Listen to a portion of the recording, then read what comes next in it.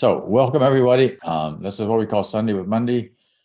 We were doing what we call Miracles in Manhattan up through March of 2020, and that ended everything in Manhattan because COVID hit, and this was just sort of a natural outgrowth from that to start doing.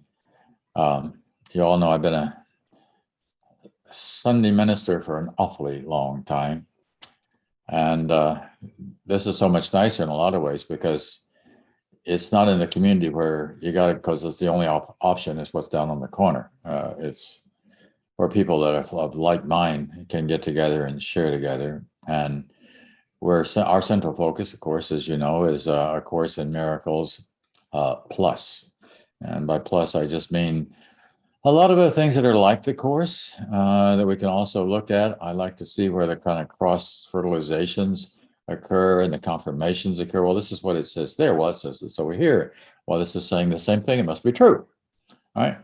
So we're really happy today to have Aaron Abke with us. I'm going to be introducing Aaron a little bit more formally in just a few minutes. Great. Anyhow, when he was 27, he had an experience, an awakening experience that threw him into profound questioning. And then also what tends to happen there is beyond that, beginnings of revelation. And I'll let him tell a bit more about that in a moment. Welcome, Aaron.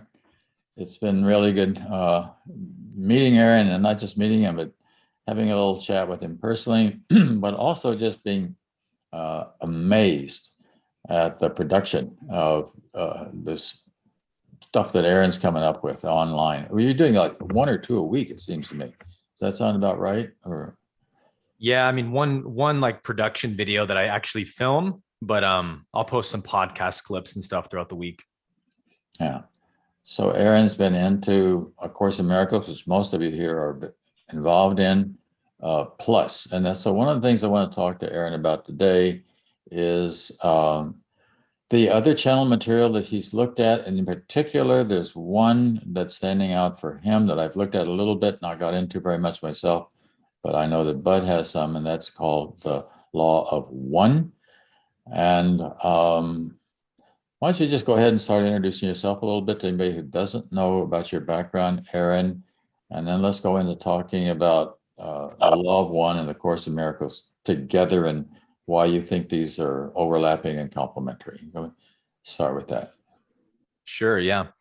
So like you said, I grew up as a pastor's kid in kind of evangelical Christianity. My parents' church we had a very like revival-esque type of church. We were doing all the gifts of the Spirit and all the revival services like 3 nights a week for many years of my childhood. So I grew up around the supernatural, especially, and just seeing lots of healing miracles and all kinds of, stuff like that. And then as I got older, the church started to shrink more, and then got into high school and college, and was, trying to pursue my father's footsteps in being a pastor. So I went to Oral Roberts University in Tulsa and graduated with a bachelor's in music and theology, and then started my sort of ministry career at 23 as a full-time worship pastor at a church back in San Jose, California, where I was born and raised. And the church that I was working at was very different from the church I grew up in. It was very fundamentalist, very legalistic. And so at my parents' church growing up, my dad never preached sermons about hellfire and damnation and all that stuff. It was very much just emphasizing the love of God, the goodness of God, forgiveness and all of that. My dad's a very kind of soft-hearted guy, so didn't have to really deal with those questions as a kid. And once I was 23 working at this church, I no longer had the convenience of ignoring those questions, right? I was kind of faced with this ideology every day going to work. Every sermon would mention it at least once, if not entire sermons about the rapture's coming soon. We're all going to be taken out of here, and all the non-Christians are going to be left for the Antichrist to feast on and stuff. And I was just like, wow, man, this just doesn't resonate with me. This feels so opposite from the God that I experience in my heart. And so I started asking the tough questions like, does God really allow people who don't confess Jesus as Lord to be tortured forever? And what does it even mean to confess Jesus as Lord? Like, that's really the ticket to righteousness? I don't know about that. So the questions really burned in my heart over that year and grew hotter and hotter until I couldn't stand the heat anymore. And I just told my pastor, there was a series of events, and I have a YouTube video where I talk about the story, but a few big catalysts happened at that church where I just went, look, I can't do this anymore. I have so much internal conflict being here, working for you people. Like, I need to be true to myself and leave this church and go figure out what I believe about God. And so I left my job in less than a year, just under a year from working there, and moved back to Tulsa, where I went to college with my then wife, and just kind of started pursuing whatever felt authentic to me in terms of who is God and how can I find truth about the divine. And so that began with Eastern traditions, mostly Hinduism and then Buddhism as well. And then shortly after there started, attracting texts like A Course in Miracles. And shortly after that, the Law of One. And that's just really when the doors kind of blew off everything for me. And I found a pathway that felt so in alignment with what I experienced of God and the divine in my heart. And then that led to a really dramatic experience at 27 that John mentioned that sort of left me in a permanent altered state, in the sense of I had a sort of a 2-week, like you could call it an enlightenment experience or a satori or something. But after 2 weeks, that state of consciousness went away, and I was left in this horrible state of depression because I experienced, heaven for 2 weeks straight, unbroken, and then felt like I lost it and I screwed it up and did something wrong to bring my ego back online. And so the suffering I was going through got much worse after that. But that was actually the greatest blessing, because it ignited a fire in me to, first of all, once you experience that state and it's actually real and attainable, like what else matters, in life? I just kind of walked out of my life at that point, assigned fitness model, competing at the national level in bodybuilding, and all this vanity stuff no longer resonated with me, completely quit, and just devoted all of my free time outside of work to spiritual seeking.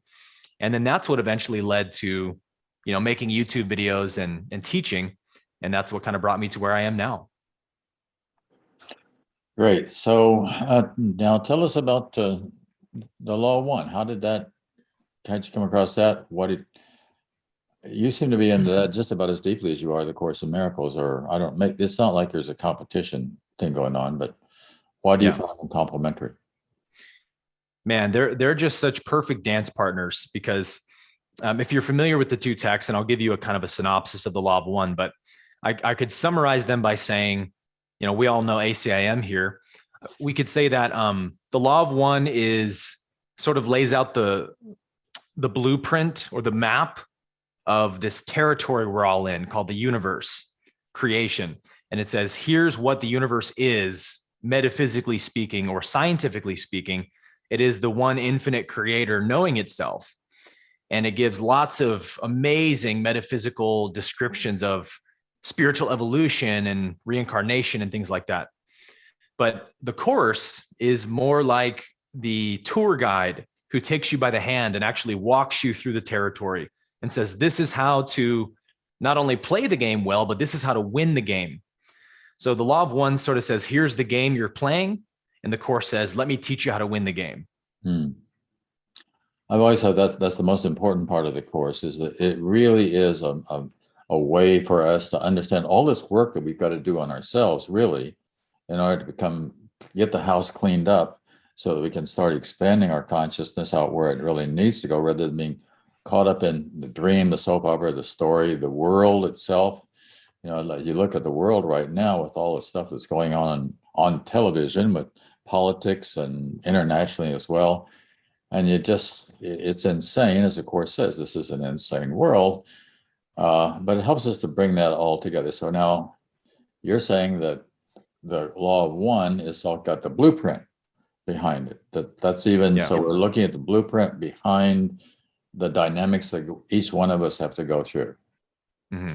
Right? But as a collective, as a whole, or both? Yeah, both, very much so. It actually explains in an amazing way the sameness of the individual and the collective, that we as a collective are actually one entity as well, just like each one of us is also an entity. As spiritual evolution progresses throughout the universe, planetary civilizations who evolve eventually through telepathy and shared thoughts, as the course says, once we can all read each other's minds, just like we're talking right now, we basically become one being. And that doesn't mean we lose our uniqueness and individuality, but it means that we all have complete and total access to one another's thoughts and feelings. So there's absolutely nothing hidden, which Ra in the Law of One says means that in the fourth density, which is the next level of consciousness after this one, the third density, there's no ability to hide anything from anyone. And so love just becomes the overarching rule for everything, love and oneness. And so, the course is basically leading us to that state of oneness, awareness of oneness, as the course says, which is fourth density consciousness in the Law of One. So I like to say that the Law of One is a text that really explains the what and the why. What is the universe and why is the universe? So if those questions are interesting to you, you won't find a better text than the Law of One. The course is more like the how and the who. Yeah. How do we attain salvation and who are we really? That's the two things the course really hammers. All right. One of the things that I noticed, I wouldn't call it a difference, but it's just something I haven't even talked to you about that I want to, is you're talking about like density levels and stuff like that. Of course, that's not something we're ever going to find in the Course in Miracles. So one of the things that the Course is talking about, it does talk about levels and degrees, but those levels and degrees are only within the context of this world. So the point is that eventually we get to this place called heaven. And heaven is a unified state according to the Course. That there's no longer levels and degrees. So what you're saying here is that you agreement on this? I mean, that there's heaven is outside of all of the level and degree stuff that we're talking about here, which is always talk about the levels and degrees a little bit. That's not in the Course, not in that same way that I think it is with the Law of One. Right.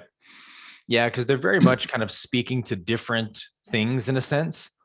The Law of One really deals with the physicality of creation. Why is there a seemingly physical, tangible universe we can interact with and whatnot? How is the creator knowing itself through manifestation? And so the Law of One has this amazing teaching called the 7 densities of consciousness, which correlate to the 7 energy centers. And it sort of explains how the universe sort of has 7 chakras like we do, but they are gradients of a spectrum of consciousness. And the way that they explain that is through this model called the densities. So a density refers to the amount or the volume of light at a certain level of consciousness. So if you have a good example is like, if I have one photon over here that's vibrating 100 times a second, and then I have a photon over here that's vibrating 1,000,000 times per second, then this photon has much more density of light than this one does, obviously. So the more density of light there is, light is information. The more information is present, the more ability consciousness has to express itself. So first density is the density of beingness, and that's the 5 elements: earth, water, fire, air, and space. And so consciousness spends in the physical universe a couple billion years or whatever in the first density of just rock, water, magma, and so forth, the elements interacting on planets and whatnot, until eventually the planet solidifies, the 5 elements become cohesive enough that the second density can evolve, which is basically anything that has growth and movement. So anything from like microbial life through insects, plants, animals, all of that is second density. So anything that can interact with the environment, but is not a self-aware being like a human is a second density creature. And then once consciousness has spent another few billion years in second density, maybe living, thousands, millions, who knows, of insect lifetimes and animal lifetimes, eventually the vibration of the photon of that consciousness is fast enough that it becomes self-aware. And that's where the mind flips in on itself and becomes an object to itself and knows, I exist as an independent, separate self. So third density is the density of separation consciousness, of self-awareness. And that's the dream world the Course talks about, where the tiny mad idea is born that I am separate from the source. That's the story of Adam and Eve and whatnot. And so then consciousness spends, according to the law of one, about 75,000 years in that density level. So third density, this density we're all in right now, comparatively to first and second, is like the snap of a finger. It's extremely short. And you go, why is that? And Ross says, because the third density is by far the most difficult, challenging density level of consciousness. Because in this realm, once we become self-aware, the universe or the creator says, all right, now you're a self-aware being, so you can choose what path you want to follow, the path of light or darkness, the positive or the negative polarity. It's up to you. You choose. So we can follow ego consciousness of separation and become more closed off, more separate. And that would be polarizing to the negative polarity, like in chemistry, like an electron has a negative or positive charge. Or we can choose the path of love and oneness and forgiveness and polarize to the positive. And so basically the law of one says you don't make it out of this density level, being a human, let's say, until you firmly commit to one of those two paths, until you prove to the universe you've fully chosen. I'll just interrupt you for a moment. So that's one of the lines that I like so much in the Course. It says, the power of decision is your last remaining freedom as a prisoner in this world. Ah, yes. Yeah. So we've got this option, and the option is, and this is what I'm writing about right now. You can make this decision, which is like the decision that Christ makes. I'm going to go with God. I'm going home. I'm going to eternity. So I think that's where we're at. We're at this decision point, all of us, unless you know somebody that's an enlightened being. Right. Yeah. Well, what Ross says is that suffering really exists mostly in they call it the sinkhole of indifference. When you haven't actually committed one way or the other, when there's a mixture of positive and negative energies in your energy field, that's where suffering is. When you commit to the positive path and alleviate yourself from ego, then you eventually stop experiencing suffering.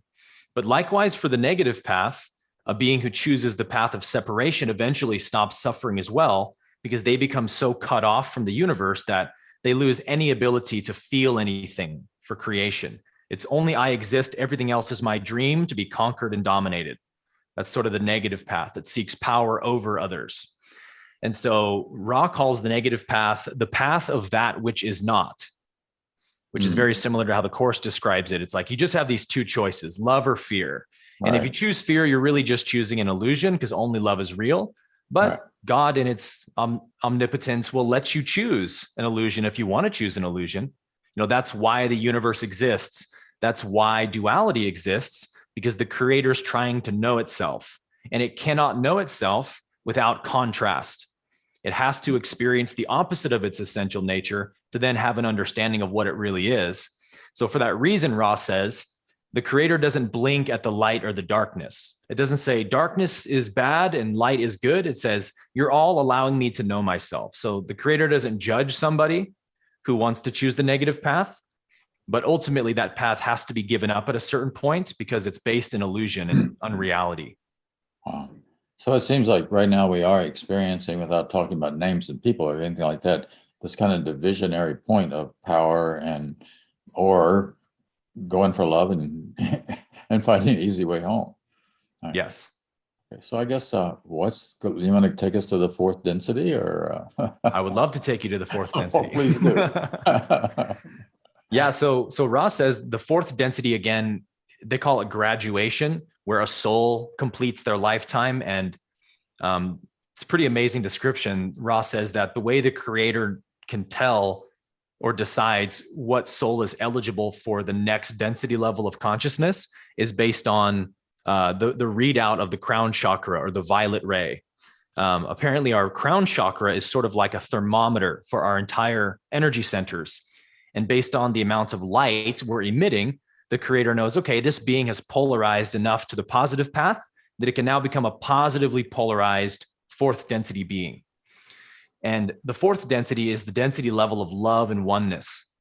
So once consciousness experiences separation for a certain amount of time, then the vibration of the photon increases enough to where this new awareness becomes possible, where I say, okay, yeah, it seems to be true that we're all in different bodies, but now I see a deeper layer of reality that we're all one essence.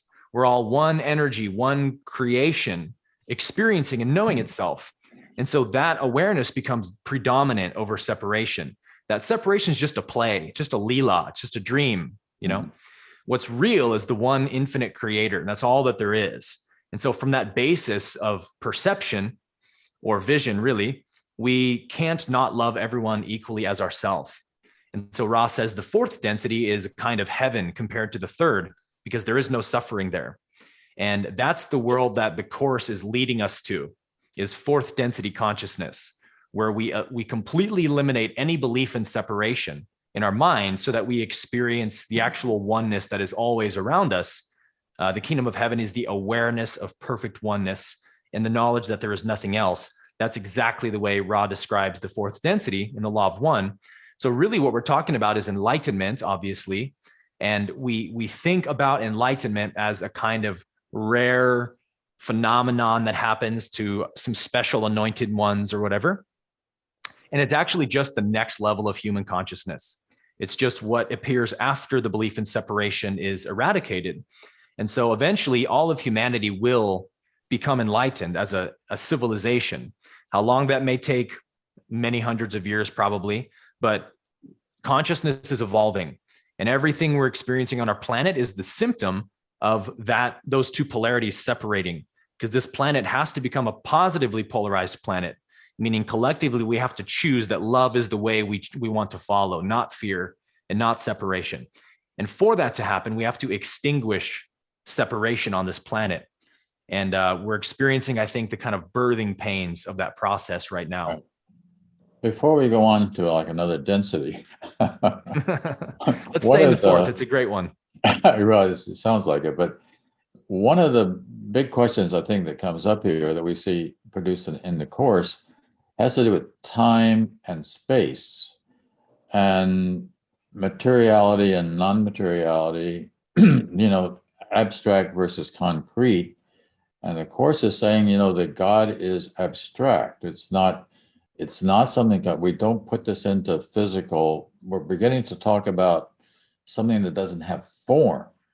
It also talks about our trends, stepping outside of time, eternity being something that's very different. That it's, in fact, as I think it even implies, don't even try to figure this out, because we live so much in time, we understand time, and you've been talking yourself about evolution. Evolution is something which happens in time. So we got past, present, future. So what happens when we step out of time and space? I'll just leave it at that. Yeah. Well, it appears to happen in time to our, limited mind and perception. But as Rob would say, there's no such thing as time. Everything is it's the eternal now. So Ra calls it your illusion in third density. There's this illusion going on that we're living in time, but Ra explains that the universe is just an infinitely expressing singularity for all of the eons of time immemorial, we could say.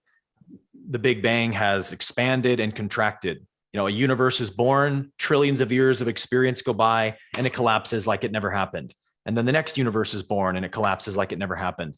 And Ra likens that explosion and implosion of universes as the heartbeat of the one infinite creator, that it's really not experiencing time.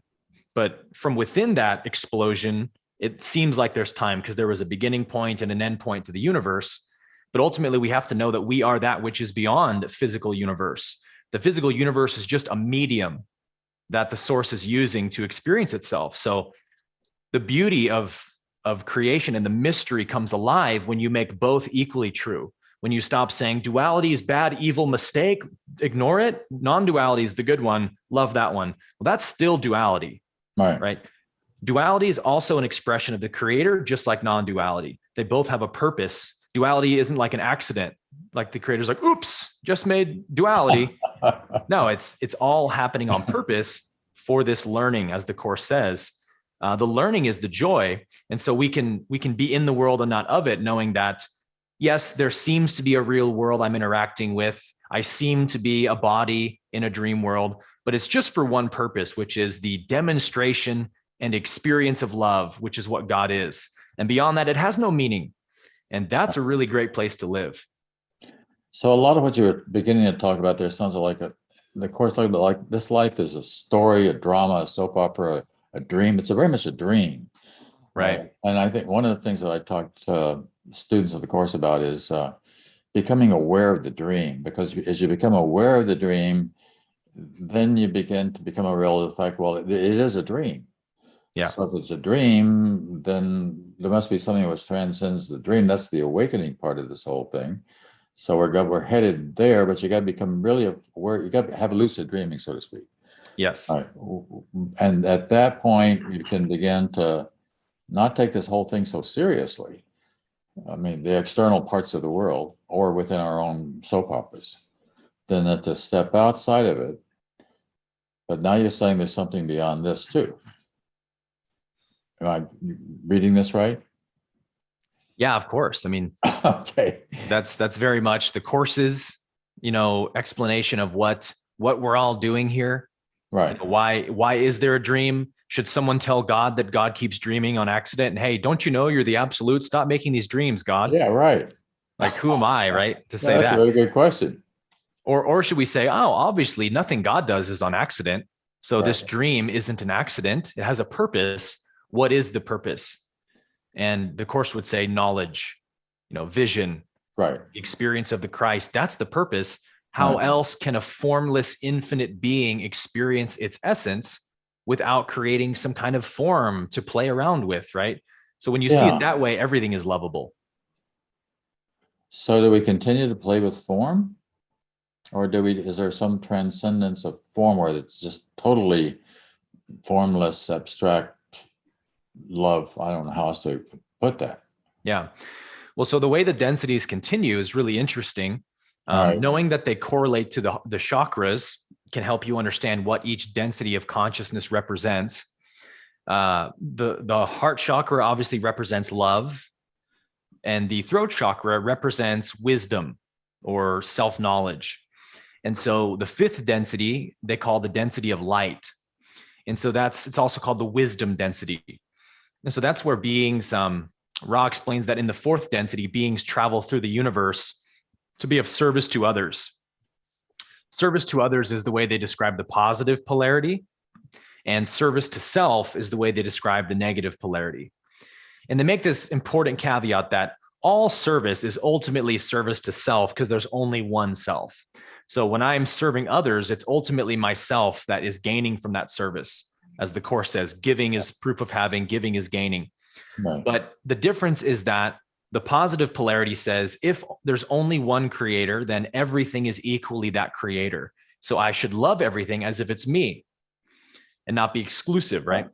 The negative polarity says, if there's only one being, then I'm that being and everything else is just my dream. So it doesn't exist. It's just here for me to dominate and control for my own pleasure and satisfaction. So both paths ultimately acknowledge that only I exist, but they take a very different slant on that. And Ra says eventually at the beginning of sixth density, the negative polarity can't continue any longer. And beings who have chosen the negative polarity in the universe, eventually, after hitting a brick wall where they can't evolve any further, they eventually concede and reverse their polarity to the positive. And I think they have to begin back at fourth density positive and retrace everything. So there are some consequences, we might say, but ultimately, the wisdom density is where we start to know ourselves as formless light, as infinite.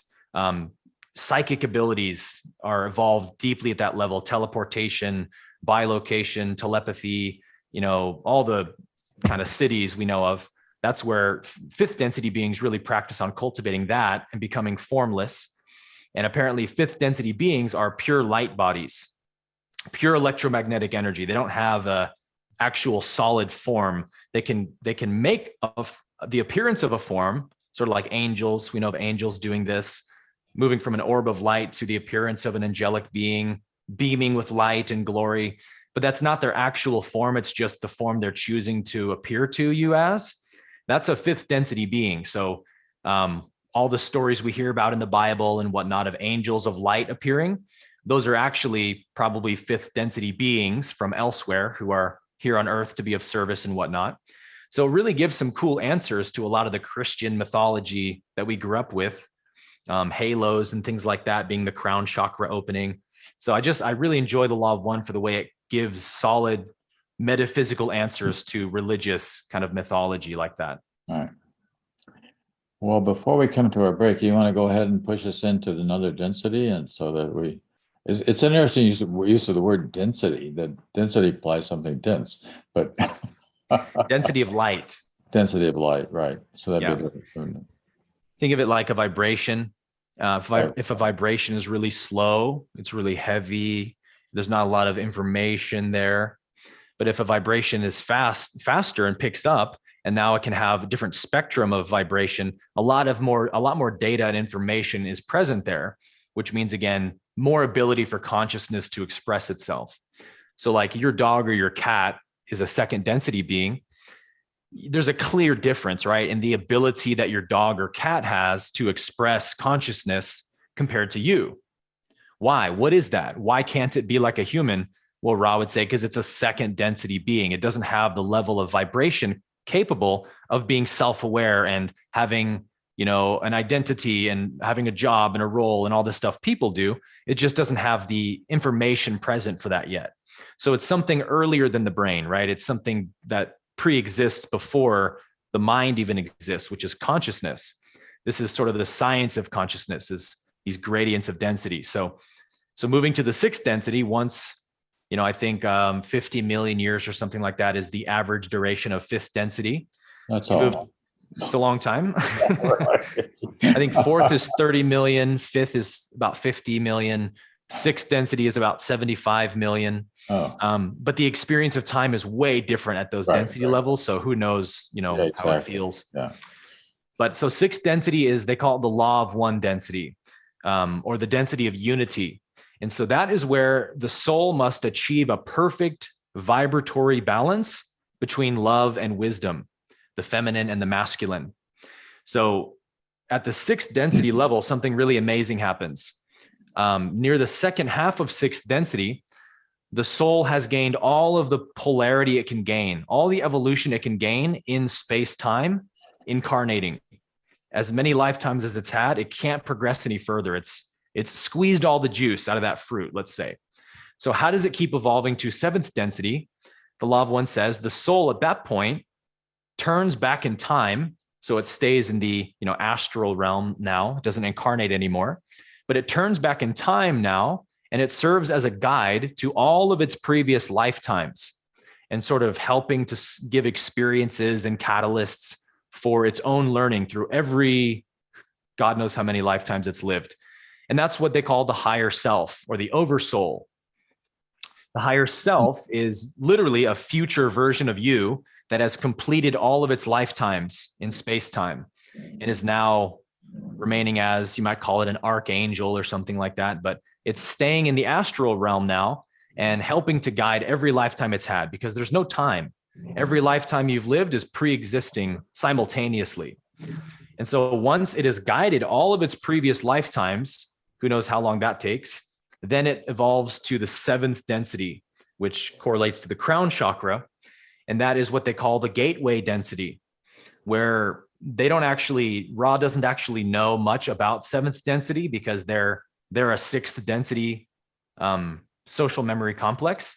So they say, we don't actually know, we can't tell you much about seventh density because we're not there yet, but we do have guides and teachers from the seventh density who teach us and help us evolve. And so basically it's where you have 1 foot in the allness of the creator and 1 foot still in the universe. So I don't know, maybe you're serving as a solar body, a star, a planet or something beyond that. I don't know, but it's something way beyond our ability to conceptualize. And more of like, now you're involved in the archetypes of the universe, You're actually involved in creating galaxies probably, and the laws of physics and whatnot. So it's called the gateway density because you're basically the creator that's still somewhat participating in manifestation. And then of course you merge at the 8th density level to being the one infinite creator again, beyond all time and space. So it's interesting because in the course, it talks about how the implication is very clear that heaven is a perfected state. And not only a perfected state, but in heaven, there is no longer any choosing. There's no longer choices to be made. Here, we Right. talked a moment ago about how all the choices, that have good and the bad, and the back and forth, the swing that's going on within the context of this world. So, but the course has been implying very clearly that you get to a point where you don't think that there's no thinking, there's no decision making anymore. Is that in agreement there, or sounds to me like there's still decision making going on? Yeah. Oh, Does that yes. make sense? It's very much how even some third density beings in this realm achieve that state, right? We call it non-doership, where I see a body like a Ramana Maharshi who is out there teaching, eating meals, walking up and down the mountain, seemingly making choices. And yet Ramana says there's no doer making any decisions in here. So there's some divine power now living through me, and that becomes my identity. So I think the course is speaking to non-doership from the Advaita tradition there, saying there is no individual separate self who makes choices on their own behalf. You become the totality. All of life is moving you. Every decision that happens through you is experienced as the decision of the universe happening. So although I appear to be doing something, really inwardly I'm doing nothing, right? I'm just being lived. That's my experience. And that's what carries on through all the densities. That's like what I would call a mystical experience as well. That's just that kind of pure presence and the wonder and the joy of the love of it being. The course says being is a state in which the mind is in communication with all that there is. All that is real, yeah. Yeah, it's real. So it's just right there. And so let's drop down just a second for, let's take animals again. Like you talked about animals a moment ago. So our pets, as you said, our cats and dogs, for example, they seem to be loving creatures. Mm-hmm. They have this capacity for love, maybe enough for self-reflective thought. Right. Here they are in their kind of genuineness, but then some of them aren't. I mean, some of them are fearful and run away from you rather than come toward you, so to speak. Yeah. It's a beautiful example of the enlightenment path that we're all just like that, aren't we? Yeah, that's what I was thinking. Yeah. Yeah. Like we are all just a bundle of conditioning that's running by itself. And we just keep identifying with the conditioning, saying, that's me. I'm the one who's afraid. I'm the one who feels separate and alone. And it's just conditioning. There's nobody there doing it. And so ICIM is trying to reveal to you that you are the Christ. You are the awareness, the presence within the body and the mind, earlier than the body and the mind. That's what happens with second density as well, in that some animals are conditioned to be predators or prey animals in the wild, and they need certain programs running so they don't just go jump into the mouth of a lion, right? And so that's the same conditioning that, like a deer, if I try to go pet a deer, it's going to run away from me because it has a program that says that could be a predator. I have to run away. So it's really just instinct and conditioning. There's no self choosing to run away versus to be loved. It's just what the program tells it to do. Right. And we are still like that in third density, and we don't know it. We think it's me choosing everything. And the course says, no. You have to see you're not this self that feels separate. It's an illusion. It's a dream you made up. It's a tiny mad idea. Right. Sometimes I think if you like you see on a film a lion chasing a deer, for example, and there come a point that because the gazelle or what is trying desperately to get it, but once the teeth are in the throat, it's almost as though that gazelle lets it go. I mean, it's like, I got There's a surrender. There's a surrender. Yeah. Yeah. I'm no longer, there's no longer kicking or fighting or anything. It's just like, they're not dead yet. Yeah. But the program just accepts reality and shuts itself off. And there's no belief in an individual long-lasting self that needs to keep surviving and is afraid of dying that can fight against it anymore or reject what's happening. Like if a human got caught, they would fight to their last breath because there's a fear of annihilation. Whereas the animal isn't self-aware, so it doesn't have the ability to fear, what will happen to me? Where will I go? There's no I in the animal yet. Actually, I think that does happen with some of us human beings too, in the sense that if you're very sick and there comes a point where you're ready to let go. I mean, you're ready to leave this world. It's a kind of enlightenment. I want to go home. I want to go home. I mean, sorry, folks. I love you, but home awaits. Yes. And I'm going there. Especially, I think people, excuse me, like a soldier in a battle or something, there comes a point at which you just let go of the whole battle and just, I'm out of here. Right. There's a kind of built-in enlightenment that happens through old age and disease. Exactly. That causes you to stop identifying with the body. When you're young and beautiful and healthy and vibrant, it's really hard to say I'm not the body, right? But the more that your body breaks down and it can't do what it used to do, part of you says, I don't want to be limited to this body anymore. And that's the awakening of self. All right. Bodies, they are heavy. And it's a lot to take care of. It sure is. It's a full-time job, man. Feed it. And, and that's why the Course is so clear. You're not a body. That's, and it's really come to a beautiful revelation to recognize that I don't have to hold on to this thing. I don't want to hold on to this thing. Right. Yeah. And that's the beautiful thing, right? Is you can let it go now. You don't have to wait till you're about to die or something. You can just let the body take care of itself. So I'm not the body. I live now by dying now. Yes. Like, look, when the body needs to go to the bathroom, it gets up and it goes to the bathroom. When it's hungry, it eats. When it's tired, it sleeps. You realize it's actually always been taking care of itself. And I've just been constantly identifying with the body, thinking it's me doing it. What a burden to be lifted, right? Yeah. Well, we're really at our intermission break now. So this has been really boring and just nothing. I don't know. People probably have no thoughts or ideas or concepts or anything they want to talk to you about. As you know, this is a very, very, very exciting stuff and revelatory for all of us. And we're going to do a 10-minute breakdown and then come back. And first of all, Bud will talk about what's going on in the chat. And then after that, people can line up to ask you questions. Okay. So see you all in 10 minutes. Go get a drink. Do whatever you want. Heaven is the decision I must make. Heaven is the decision I must make. Okay, good. Obviously, we all know this has been really, really, really exciting and informative and moving us in wholly new directions that my sense is a lot of us intuitive, a lot of this because it's in there somewhere within the psychic context of our own being. But the next step is Bud's going to share with us a little bit about what's been going on in the chat before we start having questions being asked of Aaron and or myself or Bud. Yeah, there's been a lot going on in chat. And so let's dive in and see what we found here. I did post Aaron's website and his YouTube link earlier, and I'll post that again.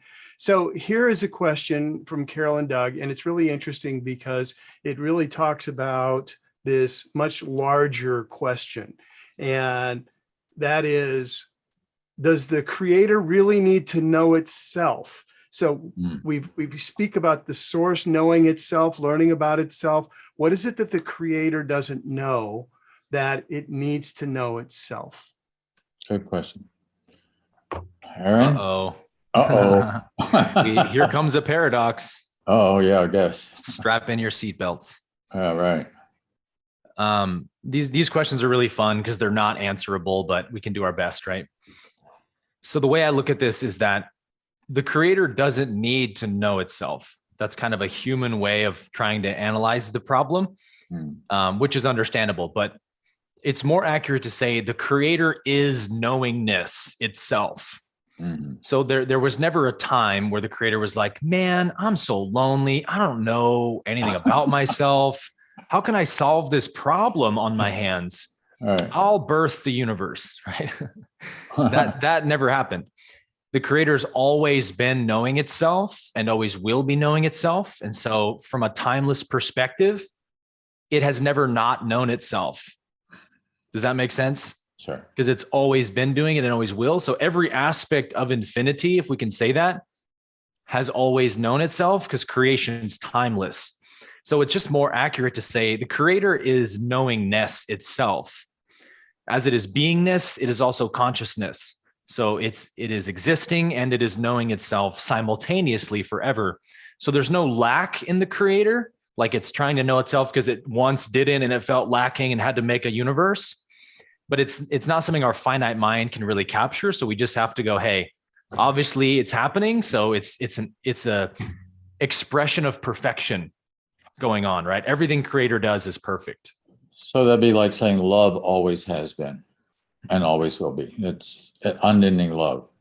Right. So anything that we step outside of that, that would then be an abreaction from that. Like I start thinking a hateful thought or something.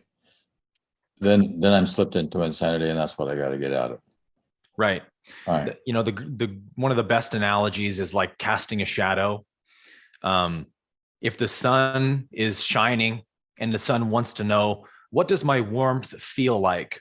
Which again, the creator never asked that question, Of course. but it is happening that it is the light, it is the warmth, and it is the experience of light and warmth because the creator is everywhere, everything, all the time. Sure. So we could say from that problem, how would the sun experience its own light and warmth?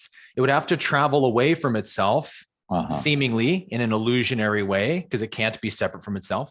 So it makes some illusion through the lens of duality to where it can say, okay, now there's a subject and an object, and I can move this object away from the subject, and the light casting on the object creates a shadow.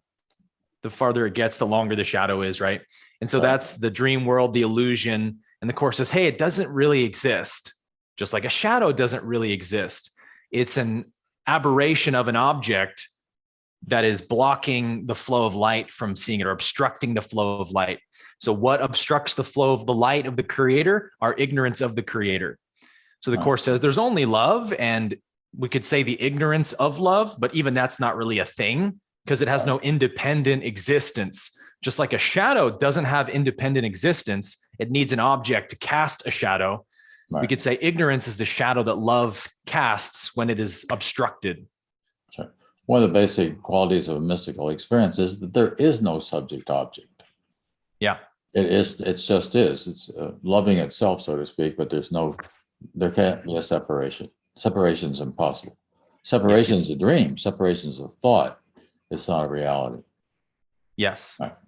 Okay, Ramana Maharshi used a great story analogy of a man who wanted to get rid of his shadow.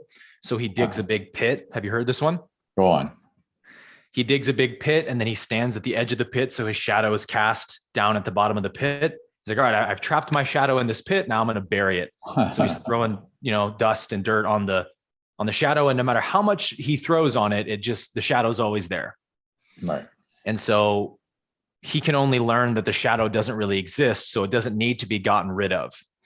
That's like ego, right? Ego's like that shadow we try to get rid of until we just eventually, the realization dawns.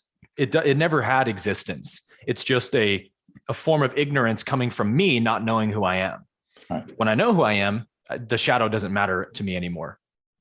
It only exists if I'm blocking the sun. Right. SON. Yes. Whatever. There you go. Nice. I see what you did there. Right. Bud? Yeah, so Dove and Janet have asked kind of similar questions. And Janet's asking, do you have to evolve through all the densities? And Dove is saying, accepting the atonement doesn't require the different densities, or does it? That's a tongue twister. Mm-hmm. I think about what the Buddha said when the Buddha awakened.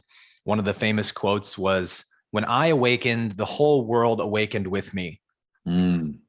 Meaning I realize that everyone also is what I've just realized I am, that eternal essence. And so once I know that everyone is the same essence, nothing matters anymore. Reincarnation, evolution, none of it really even exists because I'm the eternal self. So even Ramana Maharshi would say this when devotees would ask about, many gurus do this, right? When they ask about reincarnation, like, hey, Ramana, if I do lots of self-inquiry, will I not be born again? And Ramana perceives that this is an ego asking, how can I escape suffering? Give me an easy way out. And so Ramana doesn't give the ego what it's looking for and says, no, there's no such thing as reincarnation. So it's you made it up. Like, wait, but all the Hindu tradition and Buddhist traditions talk about it. You mean it's not real? You go, nope. Because what the ego wants to hear is, yeah, there's an easy way out. You'll have a better lifetime next. And it's putting itself in time. My freedom will be at the moment where I finally escape this world. And now you're back in time again. So Ramana would say, forget all that stuff, just like the Course does in one chapter on reincarnation. Ultimately, it isn't so because you're not the body that incarnates. It's just an avatar that source is using. It's not really the source. So from that perspective, we say there's no reincarnation. What you are can't incarnate, right? You're eternal. But then the Course even slyly acknowledges in that passage, like, yeah, in the dream world, it happens, but it's not what you should worry about. And at other times, devotees would ask about certain things about reincarnation in an innocent way. And Ramana would acknowledge, yes, that's how it works. The karmas that we carry determine what our next incarnation will be like. So we're here to alleviate our karma through self-knowledge and whatnot. So we can sort of see it that way, right? The Buddha said, when asked by his disciples, Buddha, is this going to be your last lifetime here since you're enlightened? Like, are you out of this hellhole? And the Buddha, again, like Ramana, perceived this is an ego asking me if I can escape this horrible, bad world. So let me flip the script on it. And the Buddha said, if you could see the world the way I see it, you would want to come back here for 1,000 more lifetimes.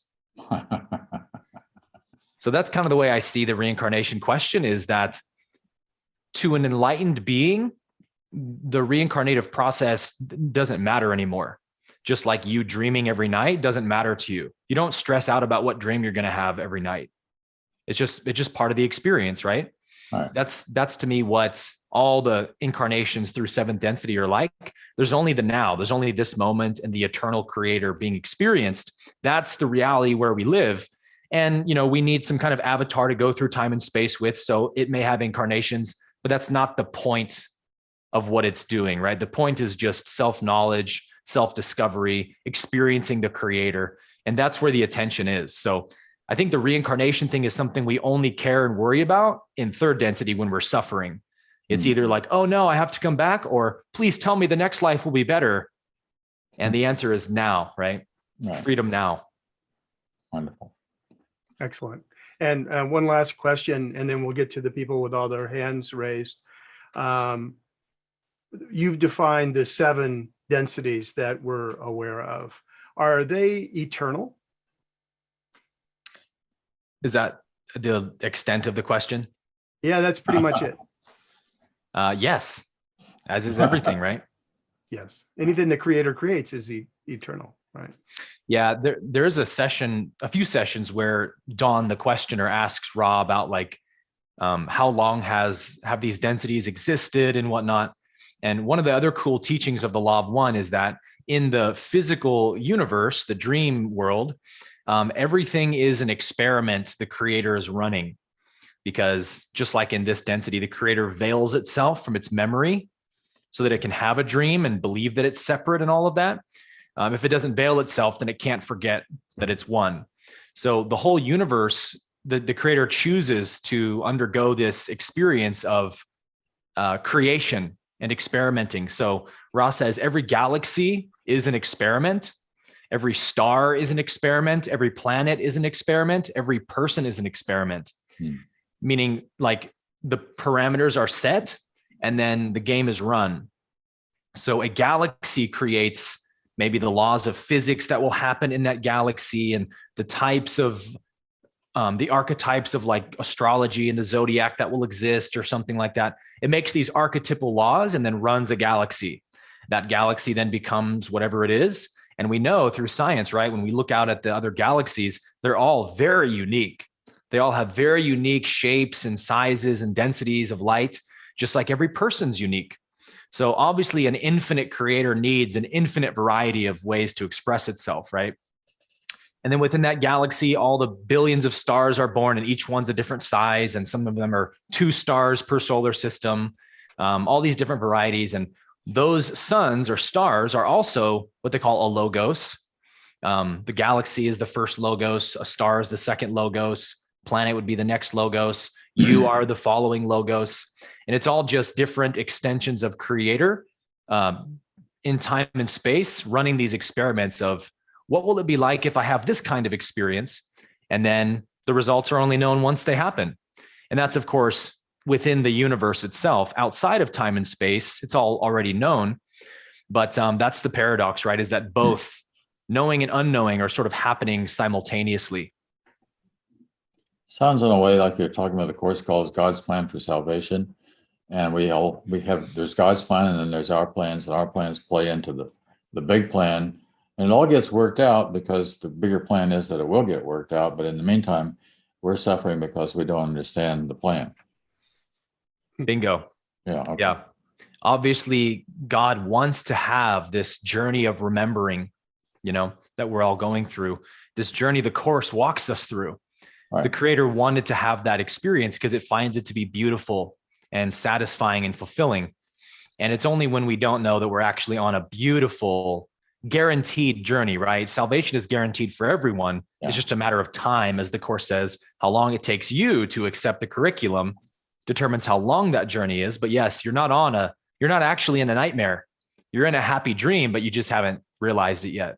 Right. Sometimes the nightmare has certain kinds of synchronicities and overlaps that happen that, I like to say I have found in my own life that every time I ran into a detour, it was the right road. This was exactly, the thing was supposed to be happening. It wasn't my plan maybe to do this. I wasn't planning on this bankruptcy. I didn't think I was, but there it was. And boy, what did I learn out of that? Just as what you learned when you were 27 years old. Yeah. We've all got to have these awakening points along in the journey.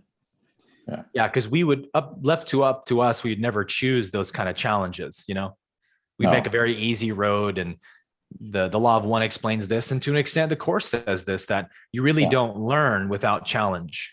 Right. The Course talks too about what it calls the turning points. The turning points are the crash and burns. The turning points are Bill turning to Helen and saying there must be another way. Right. Yeah. And well, yes, of course there has to be another way, and or that could happen in a marriage or in a job or in a relationship to our own health or something. And then yes, there is another way, and here it is. And now you choose to do it, and things are going to change. Yeah. For the better. Yeah. Bill never would have said that, and thus the Course never would have been born if it weren't for all the conflict happening at the university. Right. Right. So Ra actually says in the law of one that the negative polarity, or the path of separation, is that which provides catalyst for learning for the positive path. I like the word catalyst. The Course talks about catalyst too. Yeah. Like the thing that produces the change. Yep. Cause and effect. Yeah. Cause and effect. Bud, anything else? No, let's go ahead to the folks with their raised hand. So go ahead, John. Okay, looks like John Sunday's coming after John Mundy. So go ahead, John. Hi. Right backwards here. Thank you very much. I'm super pumped to be here with you guys. This is a major honor. And Aaron, what I really would like to ask you, because it's like we're talking about asking questions, and if I ask the right question, I'm more likely to get the right answer. But who or what who's asking, whether it's the ego or the soul is asking, or the spirit, that's asking. So these are the brief questions I have. Like we talk about the instinct about the animals, and but you never mentioned anything about the reason that's developed in the human consciousness, and the necessity to be able to use those polarities and relativities to advance to a higher consciousness in that. So that's the one thing I wanted. The second part I'd like to ask for your opinion is that my teaching is that And I love so much that you put in about the who and the what and the why and the how. That was major insight for me. Well, these two teachings you're talking about, because the correlation that I have is essentially it speaks to like you couldn't stand the heat in the car at your church anymore, and I have the same thing. It can't stand the heat on some of these questions, so it's an internal conflict going on. And so, if you could just shed sunlight on this, my understanding about the purpose, the why of existence, is that the spirit, and I use that as the spirit as a word that I got from the Bible because that's one of my sources of information. It's busy molding matter and consciousness, so that both, that's matter and consciousness, will eventually become a more perfect vehicle for perfect spiritual expression. And I'm just curious if you might comment on what you think about that. That is precisely what the densities model says. Yeah, I like that description a lot. Everything is literally consciousness because everything's literally light, right? We know that even through science and quantum mechanics. It's all just photons vibrating at different densities, or different forms of quantum entanglement that seem to produce what we call matter. And the more we zoom in and look at it, what is this matter stuff? We never find matter, and we just find light. And Ra says light is the physical expression or manifestation of consciousness. So like literally as we evolve, the rate of vibration of our photons increases gradually. Even the planetary frequency increases. So we don't have the science or instrumentation quite yet to measure this stuff. But if we could measure the rate of vibration of photons over time, over like 100 years or some long span of time, we would notice that the photons that create the matter around us are actually picking up in vibration. And Ra talks about the color spectrum. The 7 chakras are a color spectrum: red, orange, yellow, green, blue, indigo, violet. That's the rainbow spectrum, right?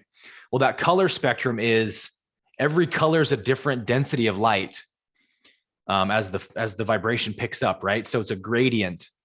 So we're in the yellow density, we could say, 3rd density, moving towards the green 4th density. And so it's like a spectrum, right? If you're looking at a color wheel and you have yellow and it bleeds into green slowly, well, first you start seeing a little bit of gradients of like lime green in the yellow, right? And then it gets a little bit darker and darker.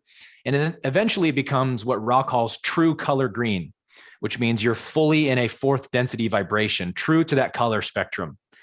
And they ask Ra, how long will it take for our planet to, since we are now at the very beginning of 4th density as of 2012, our planet made this shift where it started to become magnetized to the next density level. Say, how long will it take until we are true color green on this planet?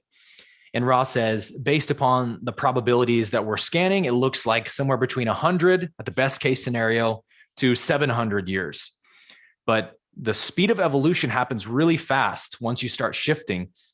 And I think we see this, right? That now that we have the internet and the ability to share information all across the world at the snap of a finger, you better believe the collective consciousness is going to evolve a lot faster than it did 100 years ago when you had to travel by boat and horse carriage to give people information.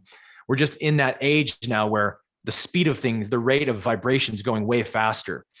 So that's good news. And you're absolutely right that it's the spirit's ability to express its full potential happens through the rate of vibration of light itself. And then to your other question, you were asking about the difference of a 2nd density conditioning and 3rd density conditioning. Was that kind of the essence of your question? Yeah, the distinction between instinct and reason, the human gift of reason, an ability to compare and check polarities. No animal can self-reflect. This is a major gift that no other form of creation has, and that's a major leap in evolution. So I just wanted to comment on that, and also. Who is this Ra? Is this the Ra from the Egyptian gods, or do you know anything about that? Oh yeah, they ask Ra that in the first session. Actually, every transmission begins with "I am Ra," And that's sort of the way that, from their density level, they don't use verbal language. It's like a very caveman way of communicating at their level. They just telepathy, direct communication of feeling and emotion and thought. So apparently when beings communicate telepathically, everyone has a unique energetic signature to where if I wanted to telepathically communicate to you and you're in San Francisco and I'm in New York or something, you feel my vibration, the I am Aaron vibration, and you know immediately what being is talking to you. And so that's how they're used to talking, right? So every transmission, when they speak, the channeler would say, I am Ra, and then do the transmission, because that's how they connect with one another energetically. And so the phenomenon of self-awareness, what I teach in my masterclass is that from my estimation, at least, self-awareness would have began somewhere around the advent of human language, where, let's say the model of evolution is completely true, whether it is or not, who knows, right? But at some point we were ancient hominids in the plains of Africa, right? And we were just like apes communicating with guttural noises, no words or real language yet. But obviously language began somewhere and evolved slowly over time. So at some point, let's say all of us are one sort of tribe of apes, and we all have these certain guttural noises we make that we know refer to certain objects. Like banana has a certain, guttural noise we all make, danger, water, food, all that stuff. Well, at some point, right, those ancient hominids would have began making noises to refer to one another, that all the other apes would make the same noise to refer to that ape and that ape. And so they all get these names, which is very helpful for survival purposes to identify every individual in the group. Now we can give each other commands and have roles and hunting strategies. So super useful adaptation, right? But guess what else happened? Was that about face, where now that the labeling mechanism of the human brain, which could remember objects in association with noises, that's the beginning of the conceptual mind, right? Now I make a noise, and in the mind comes the image or thought reference of that object. So the Course says, let us not forget that words are merely symbols of symbols. Thus they are twice removed from reality. So there's the actual thing itself, which is eternal and mysterious and infinite. And then there's the way I think about it and my definitions of it. And then there's the word I use for that idea of the thing. And now I'm twice removed. So that's what happened in the brain, right? Is that when I'm given a name, Aaron, I am Aaron. Now I can reference me as an object in time and space. So like you said, now I can go, okay, that object in reference to me means what? That experience in reference to I means what? And I can define myself and have an ego slowly build and evolve over time. And then over time, the social hierarchy grew, more complex, and there's societal roles and all this stuff. So the ego has evolved over incredible nuances for hundreds of thousands of years to get to this point that it feels like a real entity is in here, fearing and anger and sadness and warring against reality. And it's really just that labeling mechanism gone awry, gone crazy, labeling everything in the universe to death. And so the Course says, hey, the first thing you got to know if you want to be free is nothing I see actually means anything. I've given it all the meaning it has. I made it all up in my mind. Okay. Great. Thanks, John. All right. So Eileen, you want to come in and share? Sure, I'd love to. Hi, Aaron. Hi. I want to thank you. I'd like you to know that I've been following your content actually on YouTube for many months. Your content is really unique and magnificent. You have a wonderful YouTube station. So thank you for all of that. Thank you. I was delighted to hear that you'd be here today. I couldn't wait because I've been following you, as I said. I have a comment that I'd like to make, and it might be helpful, or hopefully it will be, to the rest of us who do follow the Course. I too have read all of the raw material. I share your interests in many ways. The raw material was life-changing. I I am very interested from an analytical viewpoint, which I can't escape in my life, the underpinnings, the hierarchies that we see here in the outer world. And I found that the raw material, in my opinion, would be one of the greatest vehicles to study that, because it breaks it down magnificently. Where I have come to learn, or what I've come to learn from that, however, is that I see it, as many of us I think would here in the course, as a magnificent example of partial non-duality. And if I can go back, my journey as a Buddhist, I've been a Buddhist since '83, continue to practice. And what attracted me to Buddhism was the fact that it's oneness doctrines. As soon as I understood that its foundation was oneness, I knew I had arrived. And from there, my journey, my Buddhist journey, was just full and very satisfying. It wasn't until 2007, and that's when I read Gary Renard's book, The Disappearance of the Universe, which it was impossible for me to walk by that book. When I saw the name of that book, I had no idea it had something to do with the course, but I grabbed it, I inhaled it, and it was life-changing, because one particular thing jumped out at me. Again, being a Buddhist, I was following oneness doctrines. I was satisfied that for myself, I had found the higher vehicle, Mahayana Buddhism, that I was following the highest form or teaching of the Lotus Sutra. All of that worked beautifully in my life. What I was not aware of, but that Gary Renard pointed out, which the course points out, is that there actually are various vehicles that are partial duality, complete non-duality, or complete duality, partial duality, total non-duality, complete non-duality. I had never been aware of that concept. And it wasn't until I discovered this in the course that that part of my mind was awakened. And what I feel we do, or that we are doing, when we talk about even the densities, et cetera, which I find brilliant, by the way, they are very much a part of the magnificence of this universe that we're inclined to respond to naturally, that still keep us tethered in 3D. That it is, like you were talking about, animals they are put together in second density as they cannot be self-aware. We as 3D, 3 density beings are self-aware, and we live in this world of 3D, that I think it's very difficult for us to separate from the idea of there being some reality to this world that we are in. So mine is really just a comment. It's about threading or understanding the difference between partial non-duality and complete non-duality. And I can only speak from my own journey, that the final frontier for my spiritual journey is to embrace and understand complete non-duality.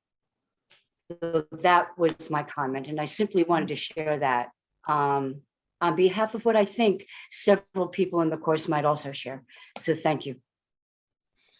Yeah, I love that. Wow. That's a great description of things. Ramana Maharshi would even say that there are no stages of self-realization, Ramana said, but there comes a time where it's very necessary to meditate constantly on I am the self, I am the self, I am Brahman, right? At a certain point, when that realization sinks in, it's detrimental to keep saying I am the self. Because who's the I that is the self, right? You don't go around saying, I'm Aaron, I'm Aaron, I'm Aaron. I know I'm Aaron. There's absolutely not a shred of doubt about my personhood, right? So I don't go around saying that. Neither would you go around saying that and meditating on that if you knew you were the self. So while some doubt remains, I am Brahman. I am Brahman. When all doubt is removed, perfect silence comes. And even the concept of self-realization is nonsense at that level. And the mistake spiritual adepts make is trying to leap to that level before they've gone through any of the prerequisites. So all this doubt is in the system that I am the self. And yet I've heard a high master say that true masters don't even say I'm the self. So I'm not going to say it anymore. I'm not going to meditate on it. And it's like the ego overreaching its extension, right? If you're not at that point yet, man, there's work to be done to get to that point. As Ramana would say, it takes enormous effort to realize the self because you have so many obstructions in its way. But once it's seen, it's the most obvious, easy recognition that there is. What else could possibly be true? So I think that's one of the greater mistakes I see the ACIM community makes is, like you said, just ignoring that there's any value in duality or partial non-duality. It's all horrible, big mistake. Just jump straight to perfect non-duality and try to be there before you've seen what duality is for. And that's going to stunt spiritual growth. Like we're not supposed to shy away from anything, right? It's all a learning device. Duality is just as much a learning device as non-duality, because from the absolute level, even non-duality doesn't make sense. I don't know of a duality that I can compare to say this word non-duality. I have to have a concept in place to say non-duality, right? At the perfect level, it's just what is. Wow. Wonderful. Thanks, Aaron. Let's go to Tucker. Okay. Wow. I just love all these conversations. I loved Eileen's stuff and Aaron's a special thing there. One of the questions I had before, where I had my major question, is Ra an actual entity, or is that just the writings of him, like your Urantia or something like that? That's right. I forgot to answer John's question on that. So yeah, Ra is what they call a sixth density social memory complex. And a social memory complex, again, is that phenomenon that evolves once a whole planetary civilization is in telepathy, can communicate through the mind. We sort of become a hive mind, like a beehive, right? Where all the bees are in constant communication with one another without thinking about it. Let's imagine that you and I, Tucker, we can begin to communicate with one another in our minds. And Ra says the way that evolves is through love. Love is the strongest magic in the universe, Ra says. So unless I love you, we can't link consciousness and talk, right? So we love each other so much that we begin to exchange thoughts. And then at a certain point, I say, I love you so much, I don't want to hide any part of myself from you. I want you to have full access to my memories, my mind, and everything, because I know you love me unconditionally. I want to feel that acceptance. And so we take all the curtains away. We share everything with one another. So in a sense, now we've sort of become one being, or you could almost say like a third being, right? A new creation has come out of us. And over time, John Mundy joins, Lynn joins, George joins, and we all just, more people add to that social memory complex. Well, at a certain point, the whole planet does that, because love is all inclusive, right? We don't want to leave anybody out of this. So there's no actual Course in Miracles scribed thing. Ra is you're saying a kind of a telepathic spiritual hive entity, right? Yeah, more accurately, it is, I think they say 65 million individual entities in one collective mind. This is why a lot of channeled works always speak in the plural form. Like Abraham always says, we this, we that, Bashar, we this, we that, Ra, we this, we that, because it's millions of beings really speaking in a sense. But so my question, just because I don't want you to have to spend too much time with me, being ego conscious here.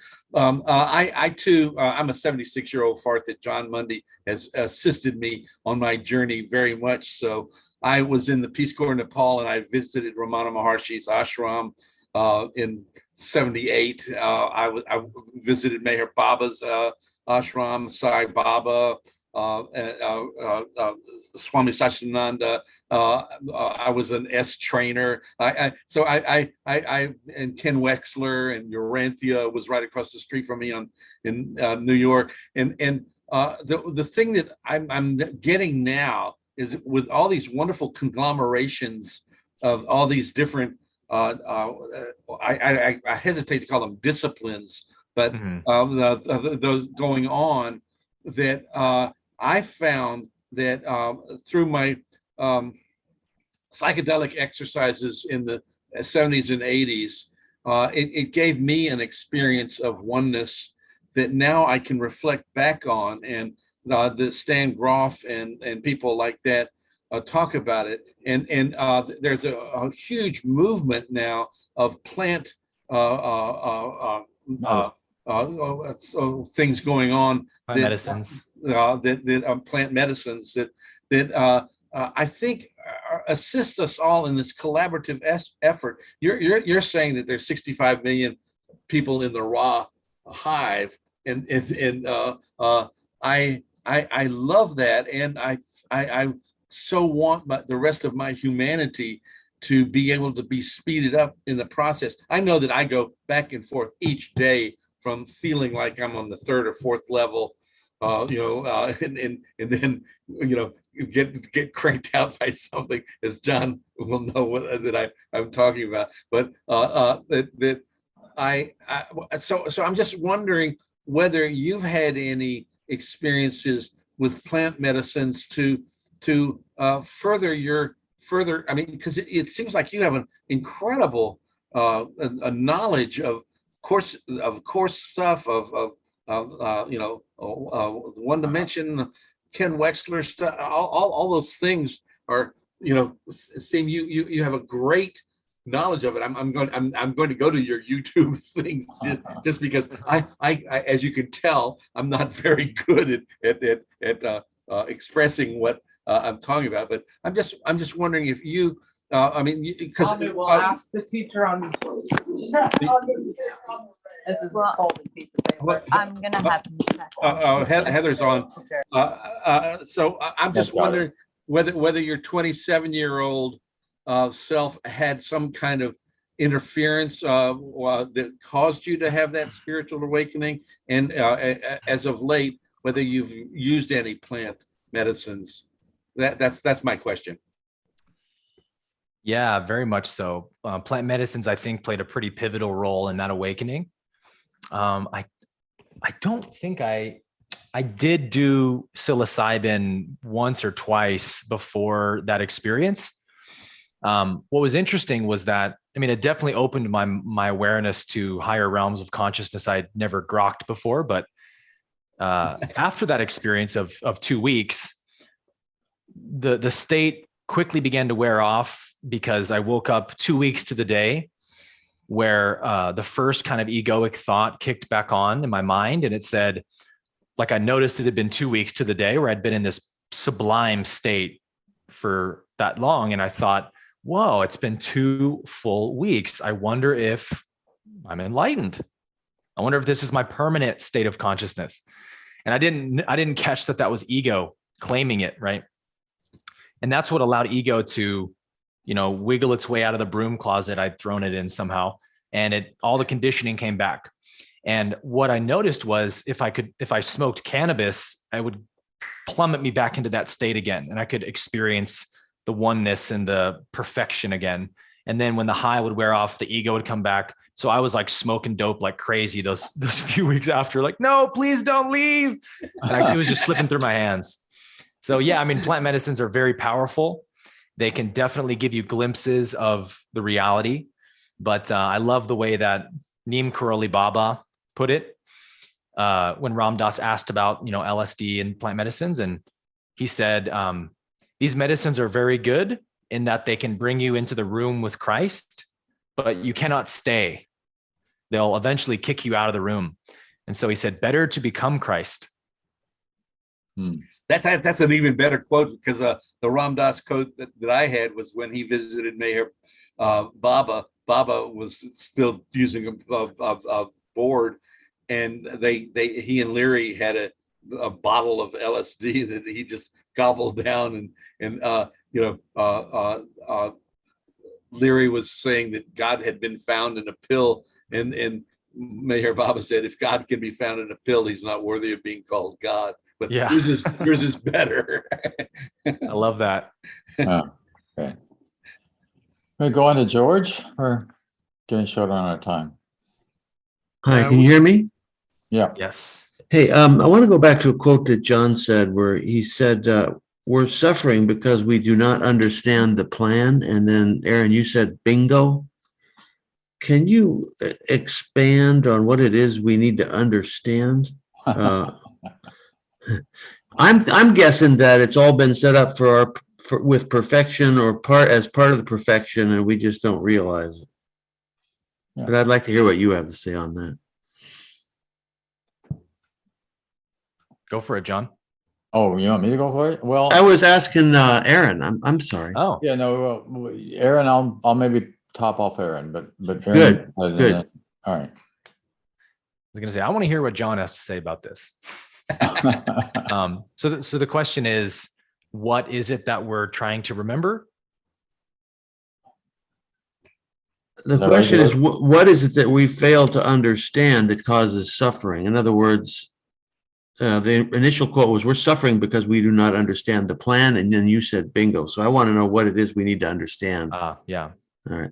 Well, there's probably different ways we could answer that, but ultimately what the Course says is that there's only one real problem, that the Son of God forgot who it was and believed it was separate. So in that sense, there's just one medicine for everything, which is to, you could say, remember that I am that, or realize that I am that. Really both amount to the same thing. If we put words to that, we would say, to understand that this is all just a play, it's all just a dream for I, the source of everything, to experience itself. Just like a dream at night when I go to sleep and lay my head down is just a play that my mind makes up to express something in my mind. We could say each one of our lifetimes is like a little dream in God's mind. And when God hasn't remembered itself in that dream, it's more of a nightmare, ignorance of self. And when God wakes up and remembers or becomes lucid, as John said earlier, that would represent enlightenment, where we remember, oh, I am the dreamer, not the dream character. So there's nothing to fear because it's all me. So I wouldn't set up a horrible, torturous experience for myself. It's only because I forgot that I'm in charge and I made all this up that I suffered, because that's a very fearful thought. So the understanding is all of this is not ultimately real or ultimately what I am. So there's nothing ultimately to be afraid of. Everything from that perspective is equally lovable. That's pretty much the same thing I would say. It's just a matter of, that's why I said earlier that I think it's important for those of us who are active Course in Miracles students to become progressively aware of the fact that there is a dream going on, and both collectively and individually. And the more you become aware of it, then this wonderful thing happens, which is you go, I don't have to play this game. I don't have to get caught in this fantasy. I can maintain a position of objectivity or get above the battlefield, is another way the Course in Miracles talks about it. And from that position, life starts opening up in a much happier kind of way, because then I'm not caught in the insanity of the individual separated ego. Is that pretty much that's simple. Okay. I guess what I was trying to get at was Aaron said something about that all of these lifetimes have already been done, and the Course talks about a script that's already been written. And I guess what I'm wondering is all this sort of been set up for perfection and we don't realize it? Yeah, I think you could say that it is. But that's what you're awakening to that awareness, that the script is perfect, actually. And even all the faults and flaws and things that seem to be incongruous and irrelevant are actually a part of this beautiful awakening that's going on with this.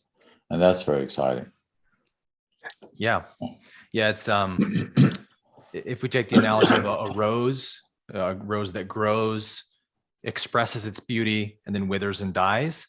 Yeah. You could say every moment of that rose's existence is perfect, isn't it?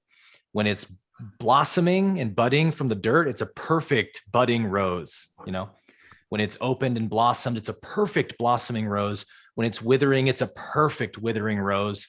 Like every aspect or gradient of creation is exactly what it's supposed to be. And that's where we see the perfection, as John is saying, in all things, that everything is lovable, everything's innocent, because it's all just playing contrasting roles for the creator. So Shankara, the great sort of like scholar of Advaita, made these three statements. John and I were talking about this yesterday. Only Brahman exists. The world is Maya, illusion, and the world is Brahman. And so it's like, oh, that's a contradiction though, right? And what Shankara is saying is the world, when seen as apart from Brahman, is an illusion, or the Course would say a dream. When you see the world as something other than God or the Christ, that's the world you made up, the tiny mad idea, the dream world. When you see that it's all just the Creator, that's what the Course calls the real world. You see the perfection in all things. Everything is to be forgiven and loved and seen as holy and sacred. And it's a realization you have to have. It can't be understood. I can't explain it to you in a way that you go, oh, I get it now. You know, it has to be a contemplative journey of forgiving everything one by one until it starts to dawn on me. So Ramana would say, Ramana, when is the self realized? And Ramana said, at the moment the world is seen as unreal, the self is then realized. Meaning when the world is seen as not a separate thing. And they would say, okay, so there's no self-realization as long as the world is taken to be real as a separate object. And Ramana said, nope. The two are, it's like the ego's thought system and God's thought system, they cancel each other out. The presence of one is the absence of the other. So you have to fully commit to one. And that's why the song we were listening to, right, says, heaven is a decision I must make. It's not just going to appear to me against my own free will. I have to decide I want to see heaven. You know, that's the decision for God the Course is ushering us towards. Yeah, I like the word must in that sentence. Right. Yeah. Thank you. Thank you. Thank you. It's not just must, it's also will, you know? Yeah, good point. Yeah. Lynn, you're probably going to close us out here, dear. So whatever you'd like to share, and then we'll come back and have some final thoughts. John, I love you. Aaron, oh my God. I'd like to adopt you. You want to be my son? Uh-oh. I'm the son of God. Nobody else is. All right. And Good answer. my family of Christ. I started to write a poem last night. I didn't realize it was finished, but tapestry emerges. All light is welcome. Vibrations in tune. Love is full. Love is full. What a great way to addiction, huh? Beautiful. Okay, that's Thank you, great. Lynn. So we are very near the end of our time. This has been an absolutely wonderful afternoon, and I thank you all for being here. And Aaron, thank you in particular for your willingness to dive real deep down into understanding all of this. I know that you were impelled to do so, but what you're bringing up and giving the world is absolutely magnificent. And we all get to appreciate it in the luxury of it. So thank you so very much. Well, thank you for I'm having sure me. we'll be talking more in the future. Somebody reads the Lord's Prayer from the Course in Miracles? Can as a I part of our suggest that closing? Pardon? Aaron, can I suggest that Aaron does? Oh, okay. That's fine. Aaron, are you willing to read this before we say our goodbyes? Yeah, I have a little willingness. Oh, a little willingness. Okay, that's all we need. Perfect. The Lord's Prayer from A Course in Miracles. Forgive us our illusions, Father, and help us to accept our true relationship with you, in which there are no illusions and where none can ever enter. Our holiness is yours. What can there be in us that needs forgiveness when yours is perfect? The sleep of forgetfulness is only the unwillingness to remember your forgiveness and your love. Let us not wander into temptation, for the temptation of the Son of God is not your will. And let us receive only what you have given, and accept but this into the minds which you created and which you love. Amen. Wonderful. Let's go into gallery view. And say goodbyes again. Thank you. If anybody are interested in attending any of my classes or Aaron's classes, I'm sure you can find all that information online. I'm starting again on July the 12th after a little break, and Aaron's got ongoing classes as well. So.